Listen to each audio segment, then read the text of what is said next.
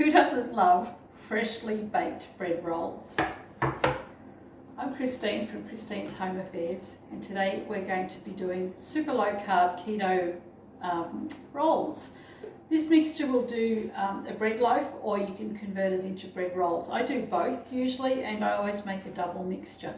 So stick around, I'm going to show you how to make this. I actually got this recipe from a friend of mine, and she's allowed me to share it because she got it off a friend who probably got it off a friend. So it's getting around. I've modified the recipe a little bit, and as I said, I've doubled it, and I've added a couple of ingredients to it as well. So hope you enjoy this one. It's really, really yummy. Fantastic with as a hamburger. You can open it up and make you a stacked hamburger. Might do another video of that one day. And it uses up a lot of egg whites. So in the oven I've got some quiches that I'm making with the egg yolks. So that's going to be in another video.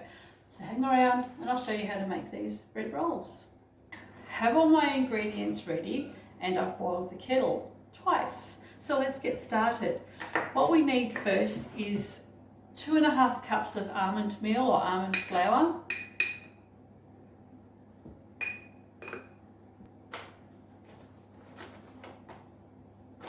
And you can see I'm quite generous with my scoops as well. So I don't do level spoons. I don't do what I'm supposed to do most days. So anyway, 2.5 cups of almond meal or almond flour into the bowl.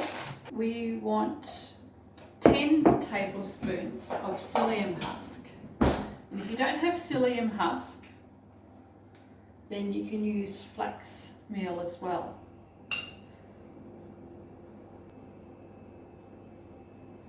I'll write the recipe up with half the instructions as well, because you don't need to have all of this. You can make half the amount and just make a smaller loaf of bread, or half the amount of rolls. But I always double my recipe, so I'm giving you the double recipe.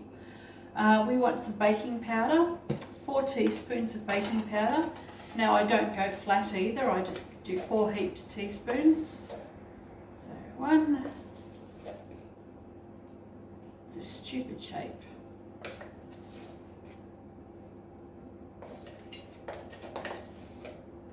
4 teaspoons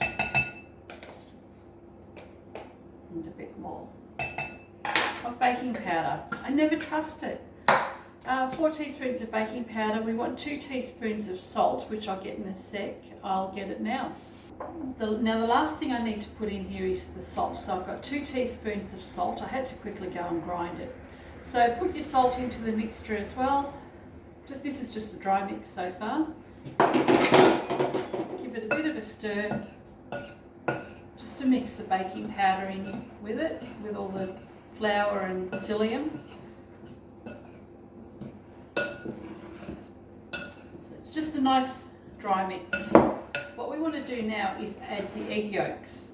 So as I've mentioned, I'm doing a double recipe because that's what I usually do. I like to batch cook and freeze and things like that. So I need 6 egg yolks. Oh no, I don't. I need 6 egg whites. The yolks are going to be my next cooking recipe. I'll show you what I do with those.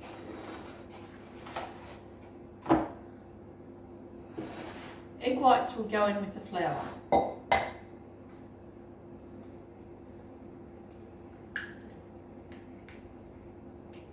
So just separate your eggs any way you like, as long as you put the yolk in a separate bowl.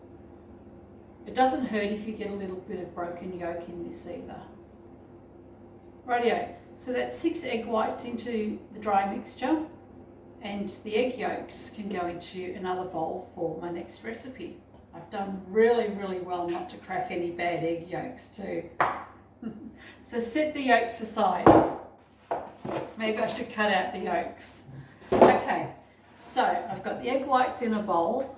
I need some apple cider vinegar, so I've got the apple cider vinegar here, and it also has the mother, whoever she might be. Okay, so the apple cider vinegar, I need 2 tablespoons. I like to be a little bit generous with this as well. I don't know why. I guess I'm that kind of girl.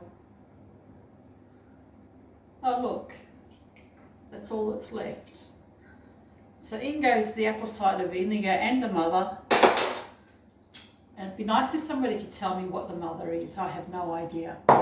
Okay, so we can mix this together quickly, and it's just going to go a little bit lumpy and gluggy, but we want to add our boiling water in a second as well, which I've boiled 3 times now. Rightio. Quickly whisk the egg and flour mix. And that's just really thick and clumpy. Or add the boiling water a little bit at a time. And you only want to mix this for about 30 seconds all up.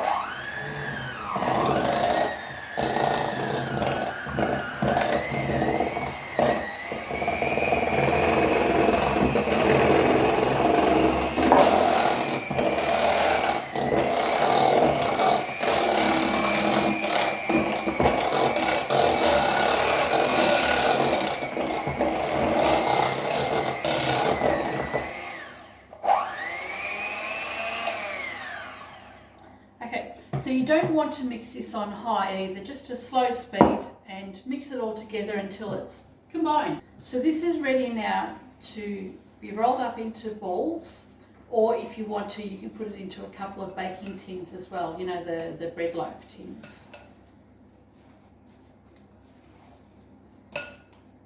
Okay, so now we can put our rolls together. This needs to be done by hand. So I have a couple of baking trays that I prepared earlier. All it is a tray with some baking paper and some olive oil sprayed on top. So now all we want to do is make some balls. And you really need to do this with your hands. If you want to use gloves, go ahead and do that, but I'm not precious. It's a nice, soft, warm mixture. So about the size of the palm of your hand. You can make these a lot smaller if you want to. These are actually going to be great for hamburgers. And I'll put them in the freezer as well.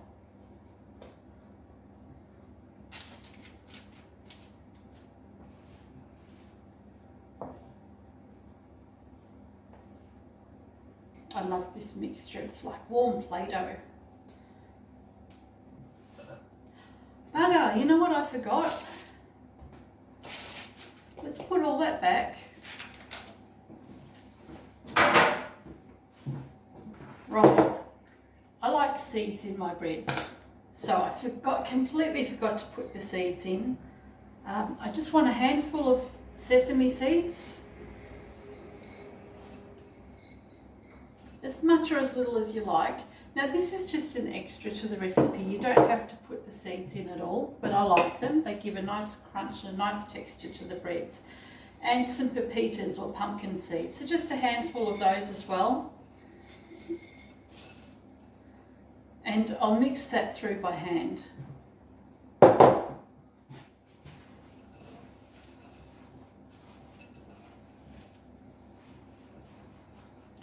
Ideally, if you don't have the memory of a fish like I do, you'll put the sunflower seeds and the pepitas in before you use the mixer. Go much easier. But that's okay, we've got it in. Okay, I've mixed all the seeds in.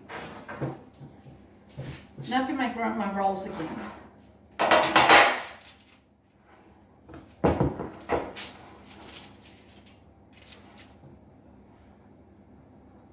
Take 2.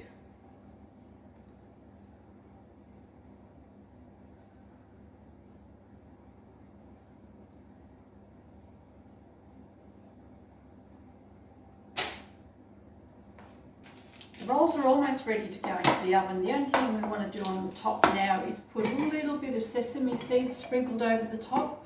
Now this is optional, you don't have to put sesame seeds on top. You can put poppy seeds if you like poppy seeds, even just some salt, some nice salt crystals would be good.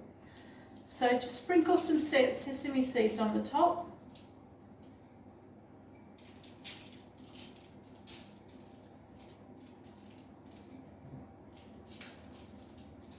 Just had this idea, I remember going to the bakery when I used to eat bread. And I loved buying the cheese and bacon rolls. So I reckon this would actually be a good recipe if you put some fried bacon in here and grated cheese, mix it all together as well and have some nice cheese and bacon rolls. I'll have to give it a go. So these are ready to go into the oven. They're going in, the oven's been preheated at 180 degrees. These will go in there now and I'll pop them in for about an hour. So you just want to tap them, see how they feel when they're ready, but an hour is usually pretty good. So my bread rolls have just come out of the oven, and whilst I was waiting for these to cook, I thought I'd make the quiche mixture with the 6 egg yolks that are left over.